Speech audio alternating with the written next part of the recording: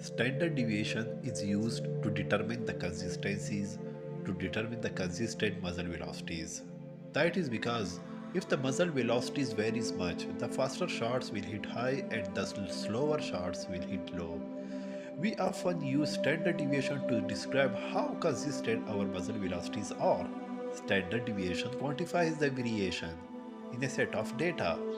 Many shooters measure this by firing 10 shots over a chronograph and then calculate the standard deviation of that string of shots.